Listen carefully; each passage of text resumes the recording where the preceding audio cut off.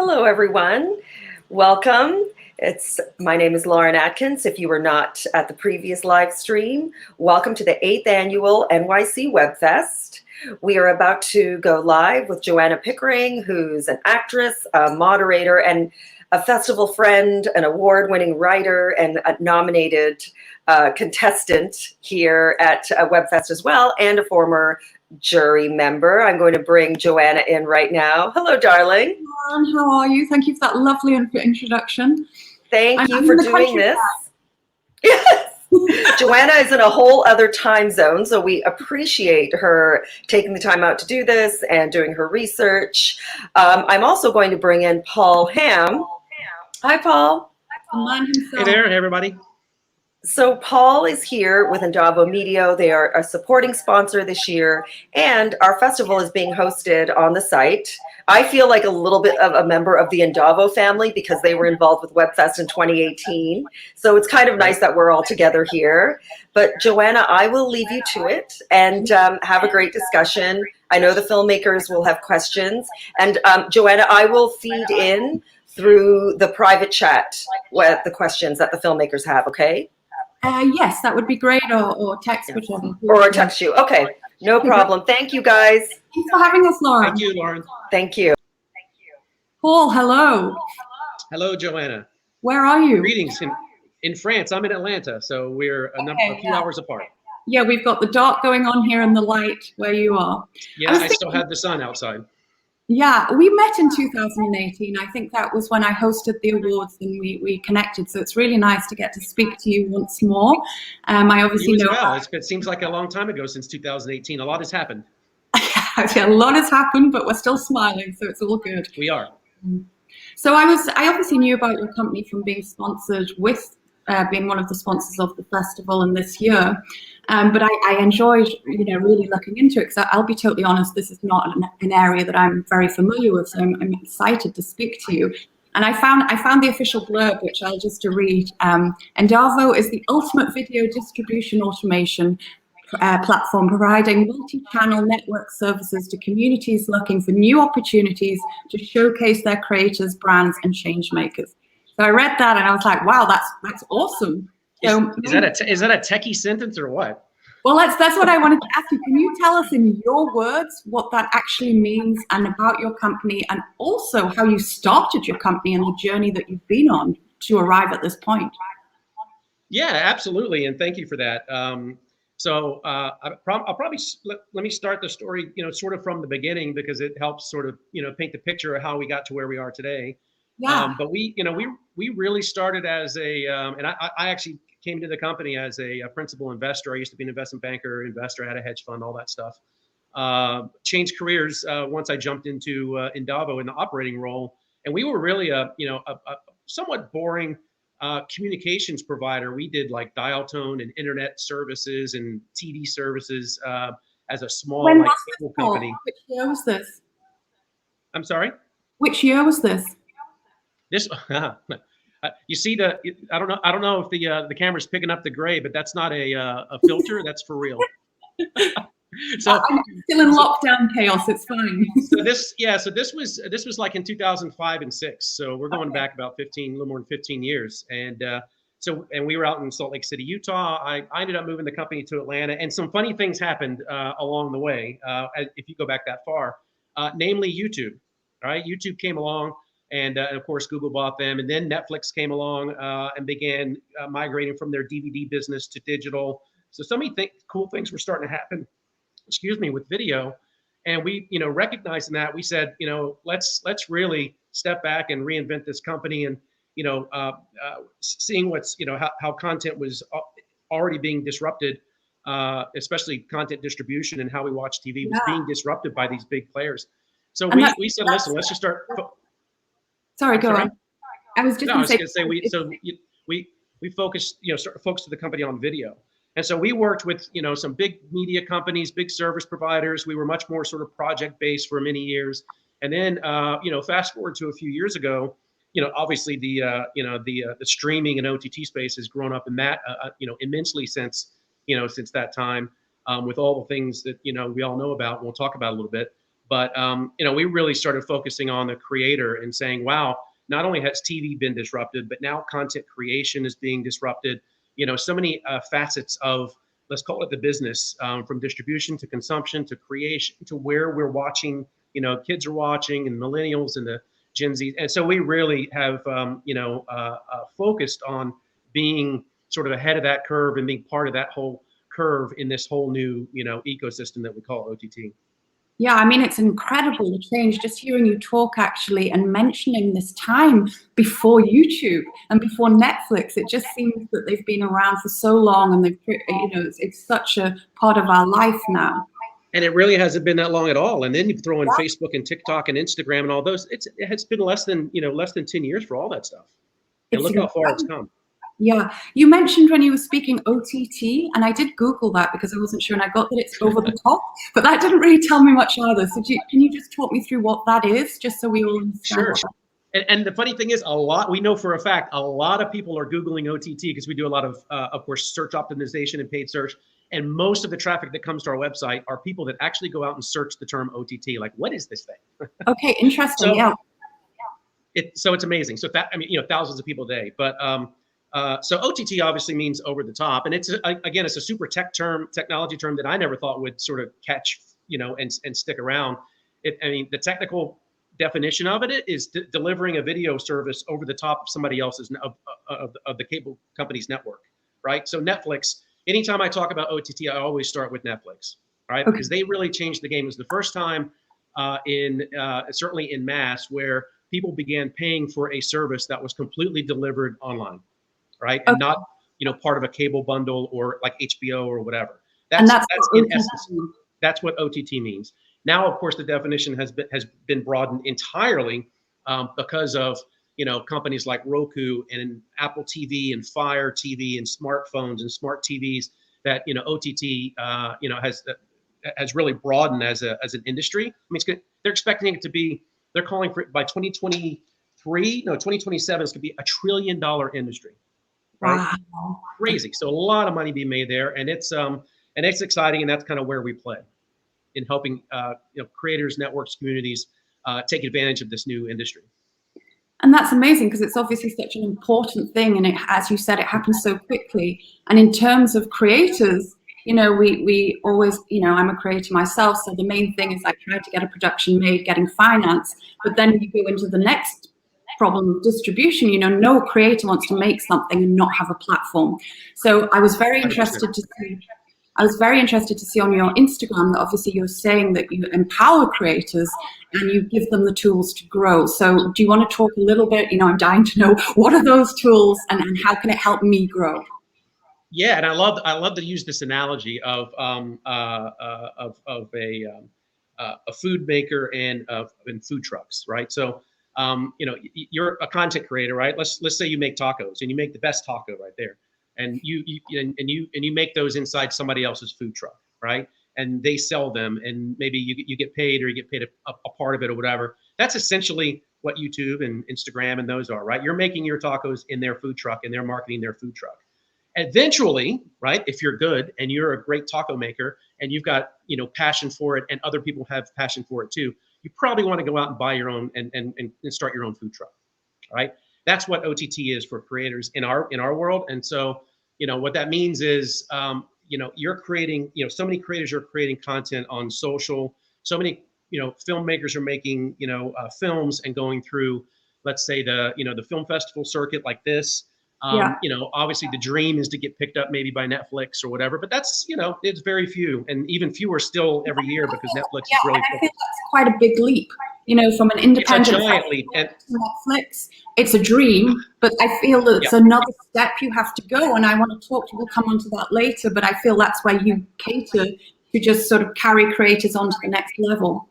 It's exactly where we live, and we want to be there. And so the tools, right? So we've been building this platform, and like I said, I was talking about earlier, we really did this for big service providers and media companies and sports organizations and some really big brands like the Rugby Channel. We were the platform for.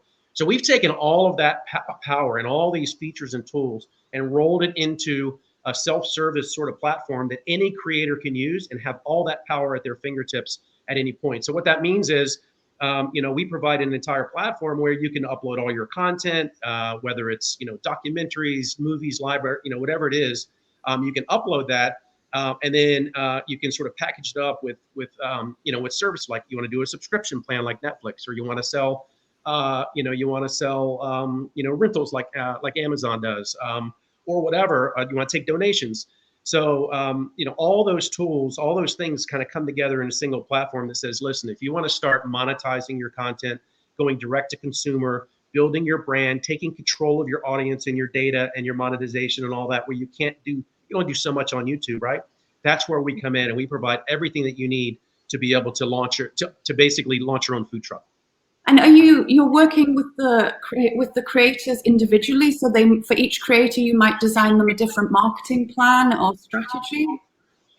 So there's a number of different layers, right? So we just actually launched in August, September, so just a few months ago, a whole self-service version of our platform. We used to be 100% custom. So someone would come to us and say, listen, I want to build a network or a platform, not as well suited for individual creators, but for bigger ideas.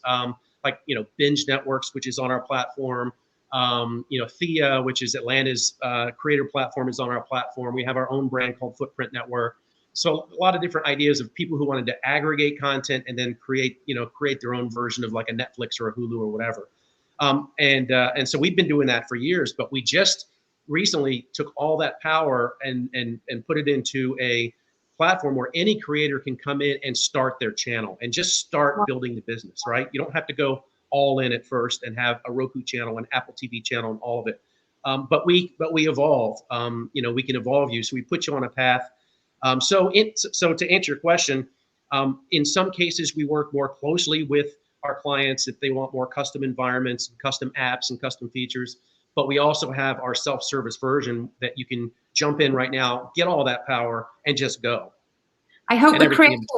We have a series nominated that I'm acting in, so I hope my creator is listening to this, so he can. I want him to be on the DIY platform by the time I finish this chat. Absolutely, but it's more than.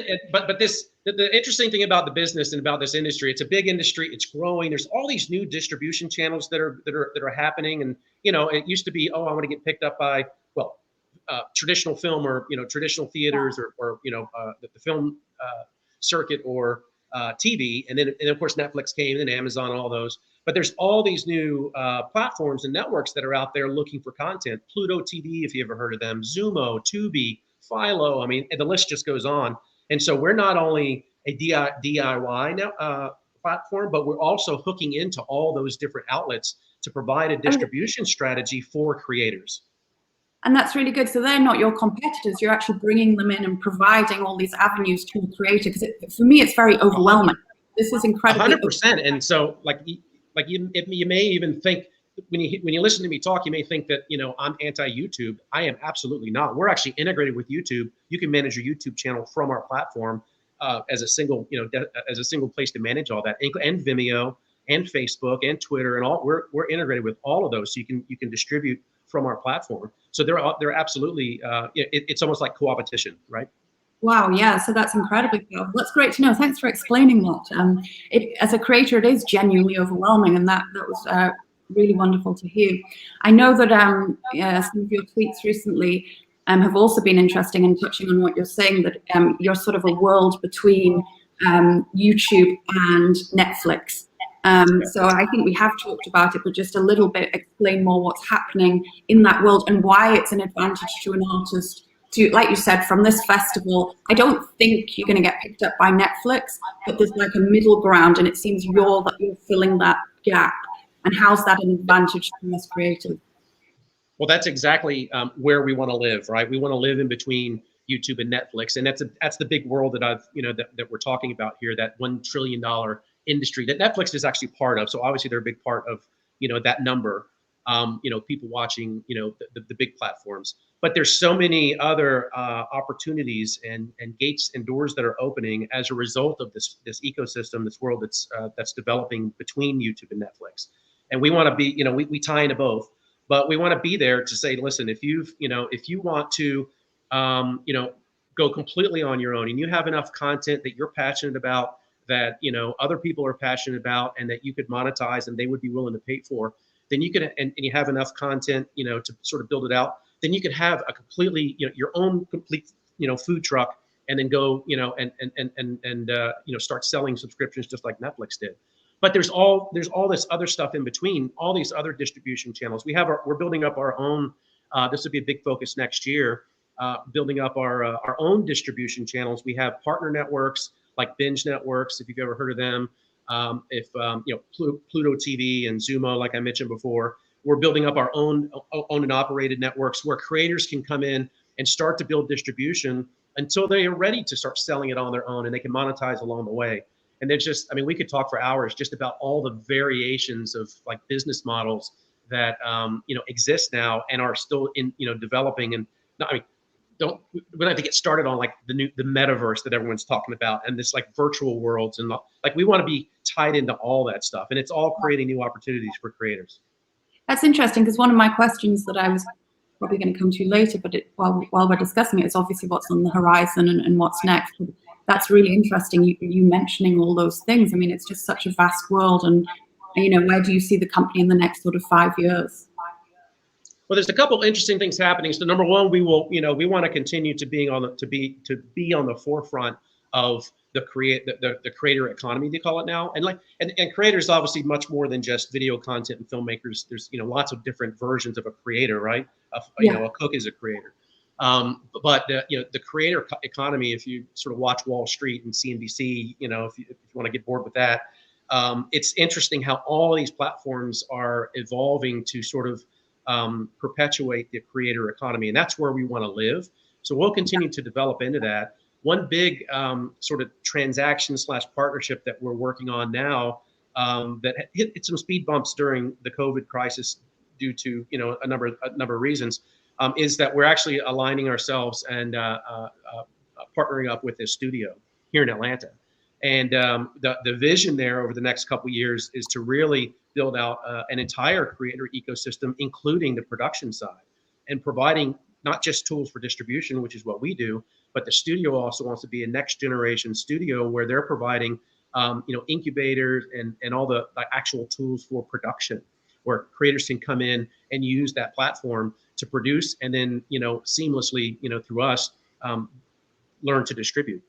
So Wow, that's going to be a big focus over the next couple years. And then, as I mentioned before, you know, we're really going to focus on building up distribution partnerships, so that, you know, if you put your content on our platform, you can do your direct to consumer thing. You can tie into YouTube and Vimeo and all that stuff. But we want to be a mediator and also provide not just the technical, but the business services around getting you introduced and getting that content into these networks. For further, you know, audience building and monetization and all that stuff. And then we want to bring in our own ad sales and, you know, that type of thing to bring in sponsorship and advertising, which obviously is another big way to make money on content. It's a wonderful vision. I mean, what you're doing now, but also where it can go in the future. It seems Thank you. Really quite incredible. Excuse me if this is a really daft question.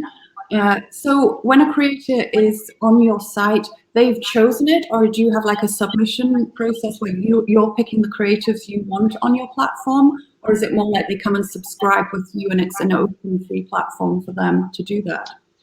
So it's kind of both. So if you want to come in and use our self-serve, you know, DIY, we call it OTT channel platform. So you know, start building your channel today kind of thing. Then that anyone can come sign up, and we just opened up that a couple months ago. So we're still in kind of early days in terms of rolling that out. But it's, you know, it's available for any creator to start their, and it's free for, you know, 30 days, and then there's a low cost to it.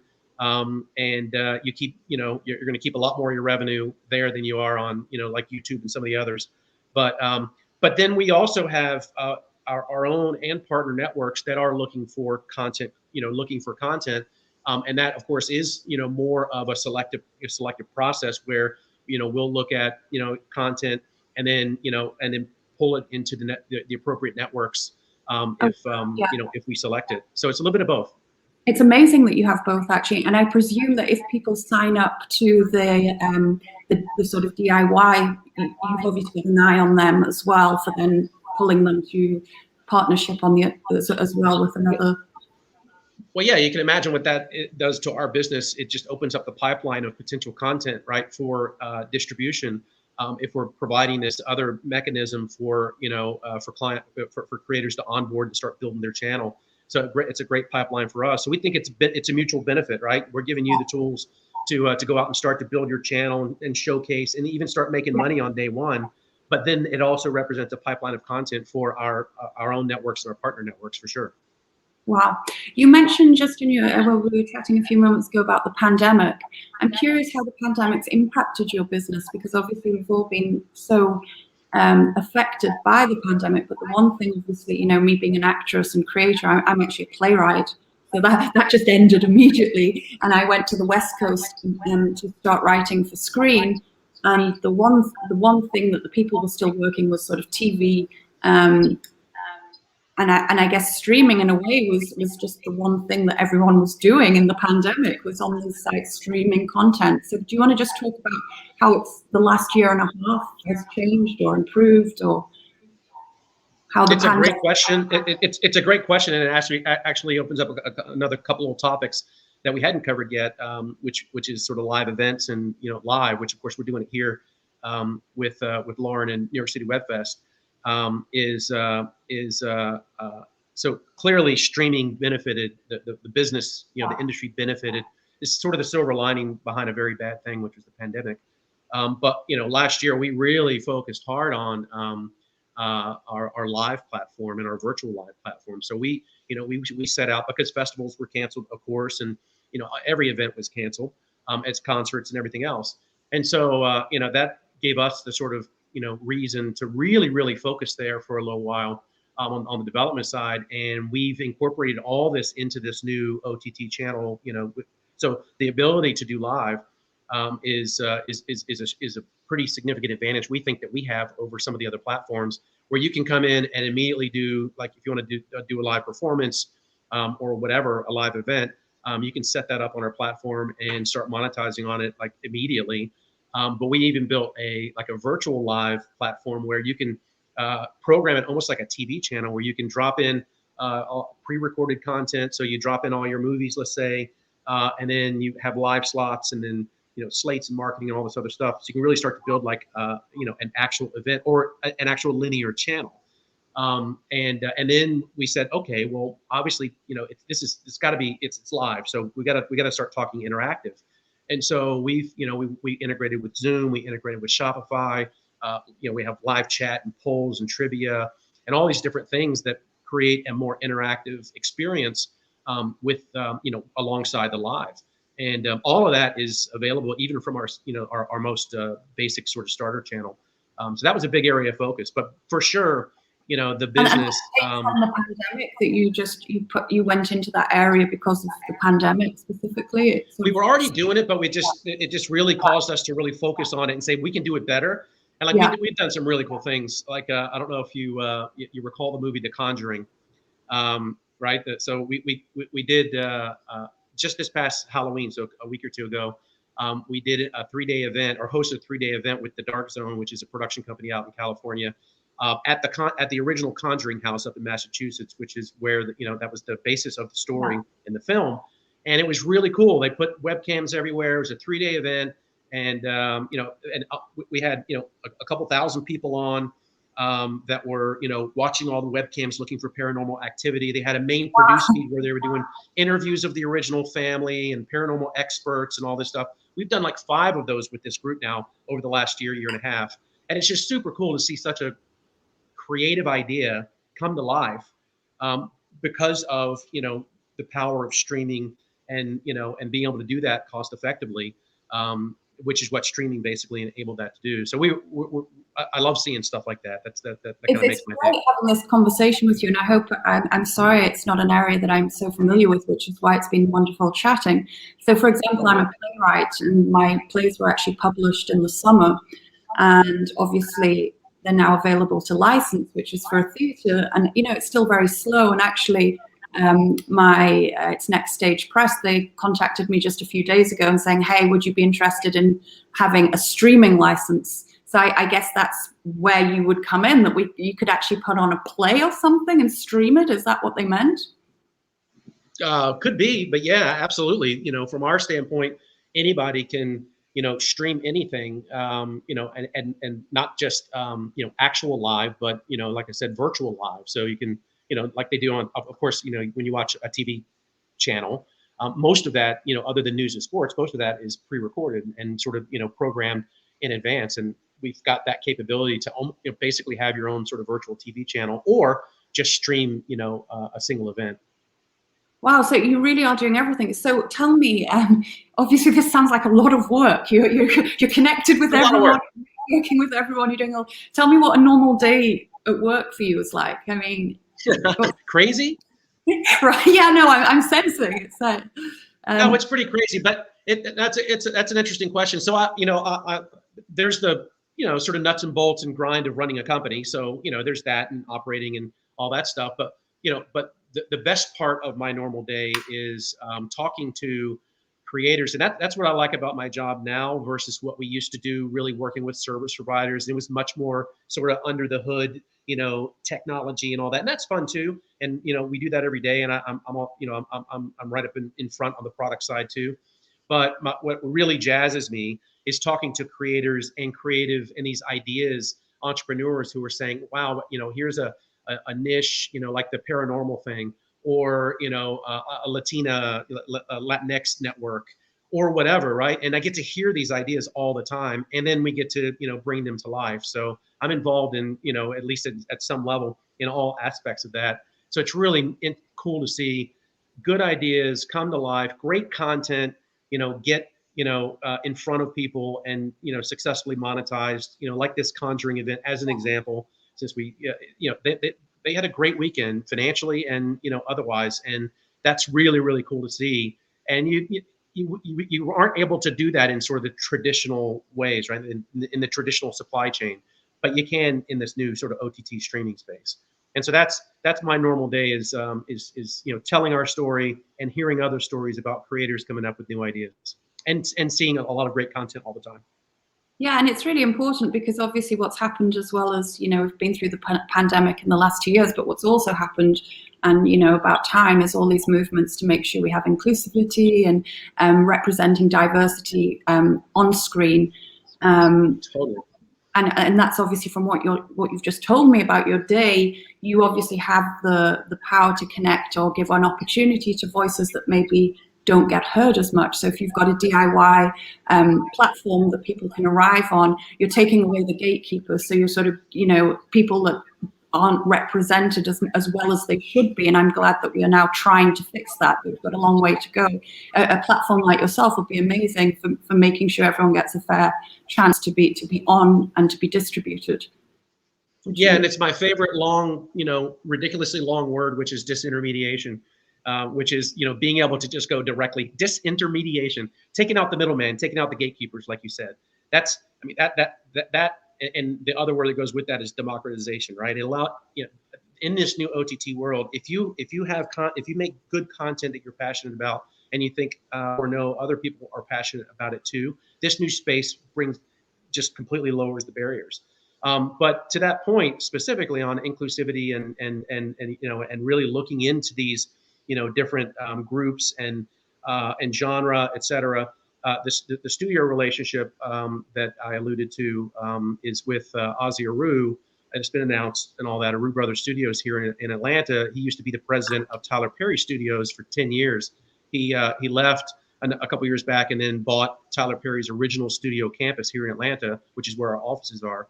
And he is Cuban, first generation Cuban, and he. A big focus of the platform that we want to build is going to be designed, to give the underrepresented, the underserved voice, more voice. So that's going to be a big component of this new creator ecosystem is democratizing the industry. Yeah, but certainly from a platform standpoint, we're built for that. Yeah, it's so true, isn't it? Because the internet is such a powerful tool in the right hands, but once these platforms are in the wrong hands, it obviously has the opposite effect. So it's wonderful to hear you. And we've seen both sides of it, right? And you've got companies like Facebook that are under pressure for good, and lots of other examples of that. But yes, you're right. But we're trying to be the good guys, of Yeah, course. no, absolutely. And that's what I picked up when I was Googling everything. I was like, wow, this is really seems to be about the creator and looking after the creatives. And unfortunately, even though we're the ones doing getting the great ideas and doing all this work, it can go different ways. But you made the earlier point. You made the earlier point. It's one thing to make great work and great content, but if nobody sees it, right, then what's it all what's it all for and what's it all worth? So and that then obviously says, okay, distribution is the next part of it. So we really want creators, and that'll be another big aspect of on the educational sort of side of things, is that we want creators to start to think like businesses, like the food truck analogy. You're making great content, you're making great tacos in the back of somebody else's food truck. Eventually you need to get your own food truck. And there's a business aspect of that. So learning to market, learning to monetize, learning to find distribution, all those things, we can provide tools, but we also want to bring an educational, and services aspect to that as well. So we can help creators, fulfill their dreams. Yeah, it's so true. I mean, I don't know about streaming as much, but just taking social media, coming from theater, it's still almost frowned upon about promoting yourself and being on social media. And I'm very good at it. I'm very good at marketing. To get my visa to get into the States, I just had to go with it. It's like, this is what has to happen. This is how I have to promote myself. And of course, right. it's part of the business now. It can't be ignored. You have to be able to just get the tools, work out how to use them, and get your work out there so it is seen and produced in these mediums. So having someone like you sort of in our corner and making that possible seems amazing. That's exactly right. I need you as a spokesperson for sure, because you nailed it right there. Well, we have a nomination for Anthony Welsh's Street Smart. So I can't wait to connect you guys, and I'm sure he'd be delighted to talk about this. But we'll do that when we're not live.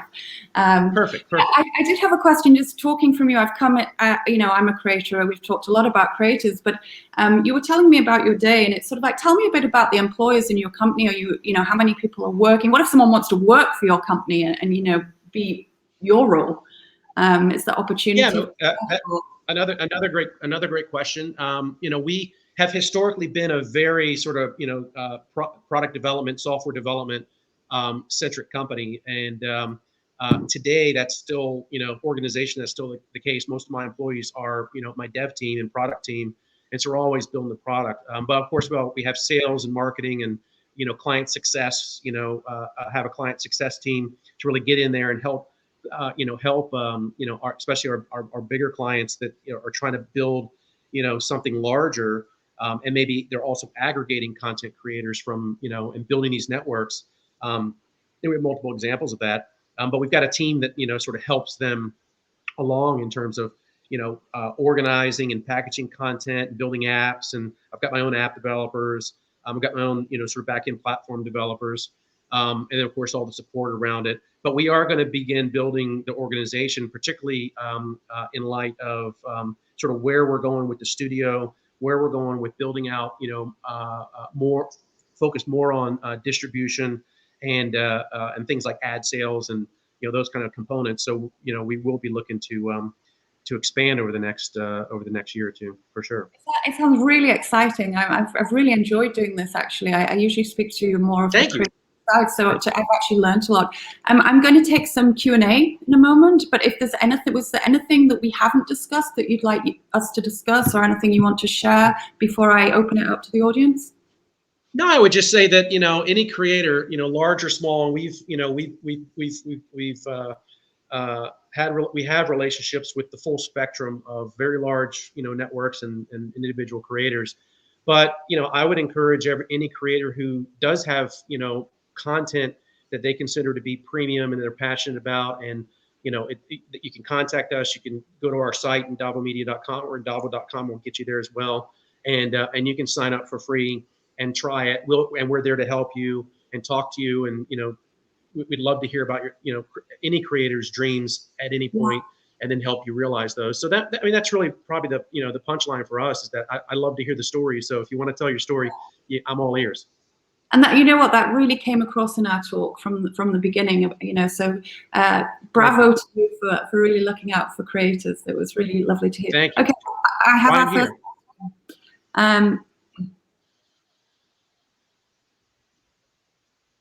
I think we've covered this, but I'll ask it anyway. What advice do you have for a filmmaker, maybe one in Web Fest, who wants to start with Endavo?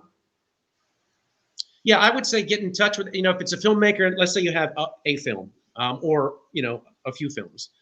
That's probably not enough to have your own, Roku channel, for instance. But we have places that might be very interested in carrying your film, potential licensing, so we'd have to look at the different business models. But I would say get in contact with us. We're very easy to reach. We're not so big that you're going to get lost in the shuffle. We're not as big as Vimeo, who won't take the call, but we will take the call. And we love to hear the story, like I said before. So I think we're suited to help an individual filmmaker that has a film or two, or maybe a docuseries or whatever, as well as those who have more established libraries or want to aggregate other creators and build a network. Yeah. Okay. Next question. How do they, which I presume is you, how do you know what's right for them? How do Endavo know what's right for the filmmaker? That's a good question and a tough question. And it's not an easy answer. Why? Because this industry is so nascent. It's still for lack of a better term, it's still a little bit of wild, wild west in terms of what business model works for what content.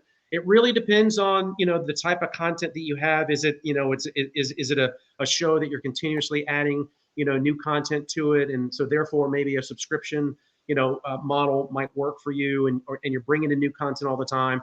Or is it, a film that, an individual film that, perhaps, putting it up as a rental, or some other form of rev share, or being involved in a channel that's sponsored, or so we kind of look at just the content itself.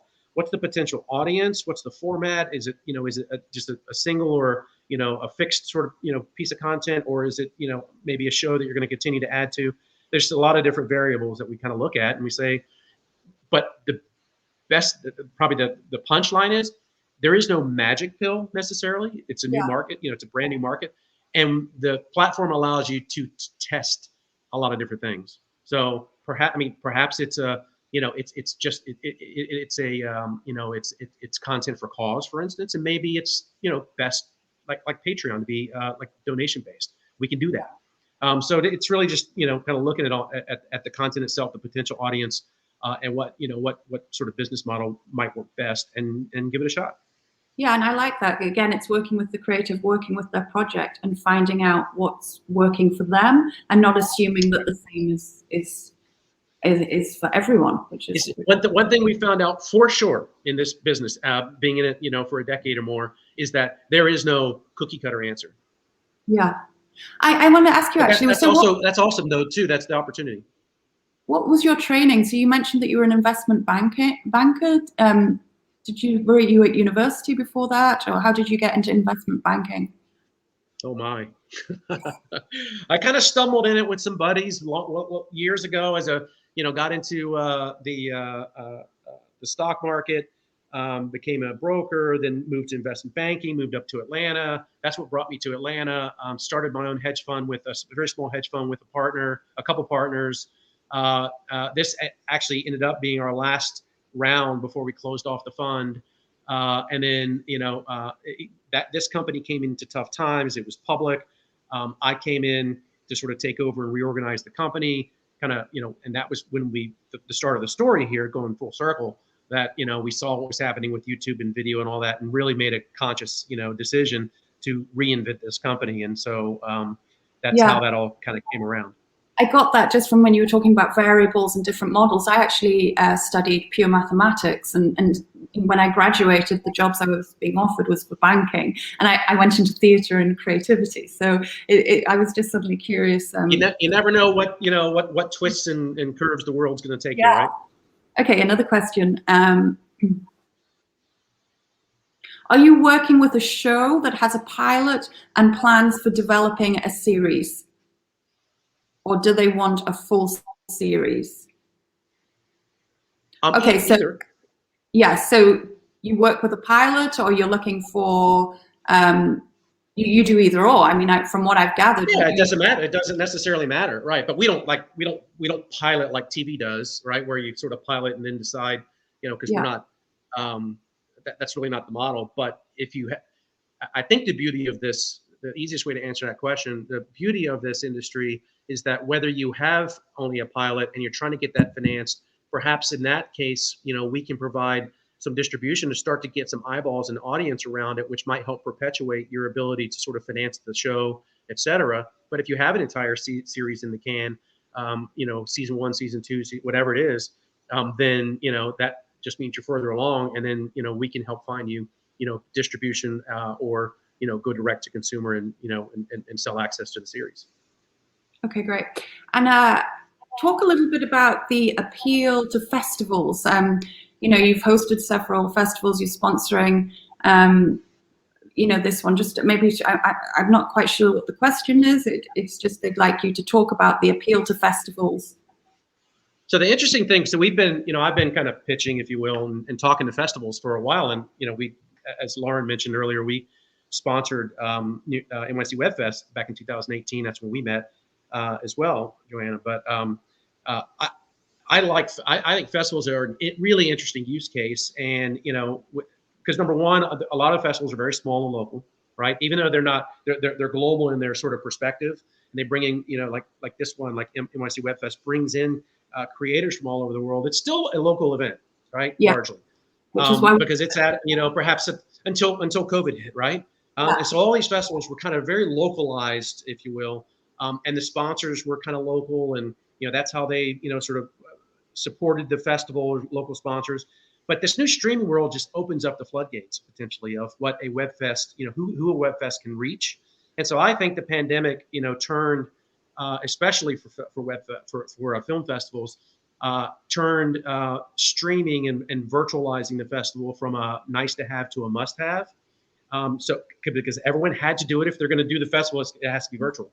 Now I think it opened up the eyes of a lot of these festivals to say, wow, wait a second, this streaming thing, it doesn't have to be either or, right? You could still have your local, your physical location and have an event there, but you can also have the virtual aspect of this, even if it's during or around the festival, and create, further the brand, further the reach, and then further the ability to monetize the festival.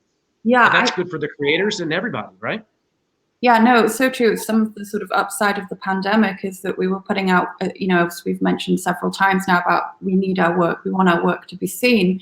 And the one thing with the pandemic is suddenly you went from your local New York theater and, everything was down, it was terrible. But then suddenly I was doing readings and it was great. I could have my mom come and be in the audience from London. Exactly. I had people in Paris, and it was suddenly like, oh, wow, this is suddenly, we're spreading out. So it's definitely very powerful.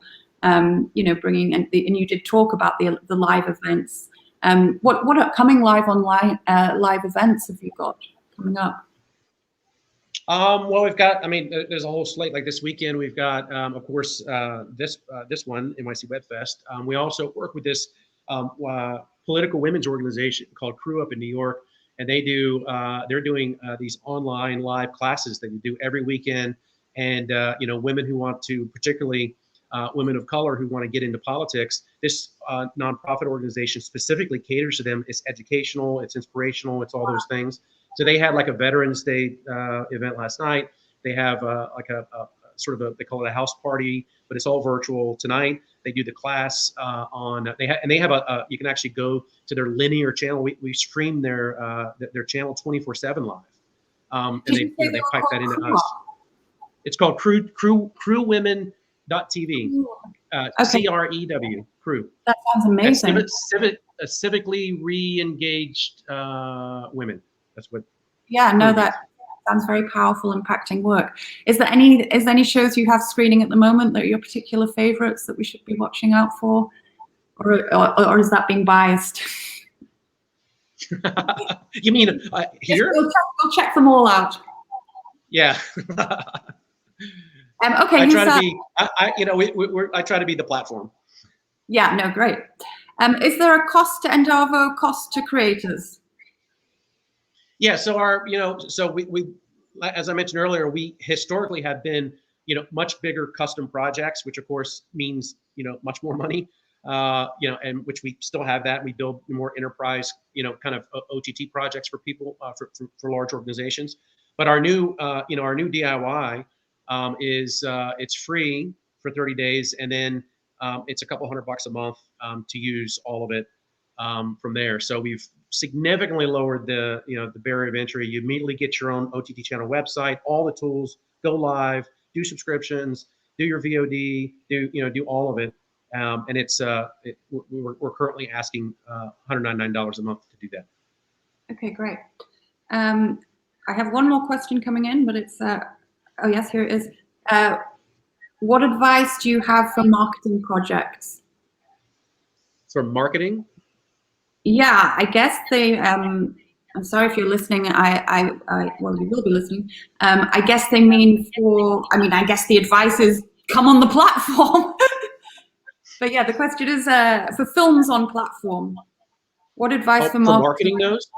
Yeah, films. Well, yeah. So I mean, marketing still has. I mean, like you said it. You said it earlier. Marketing still, today exists largely on social and out on the web. And so part of the tools that we provide are not just tools to sort of distribute and monetize. We also provide some tools for marketing. So we tie into Facebook and Twitter and all those, where you can basically take a little clip of your film, let's say, take a 10-second clip, and then post that out to social with your messaging and all that, and bring them back. So marketing still is hard. So we don't try to hide from that. And it still has, you still have to market, but we want to provide the tools to make it easy as possible, and we hook into those so you can use those from the Endavo platform. I really think that we've covered so much. I would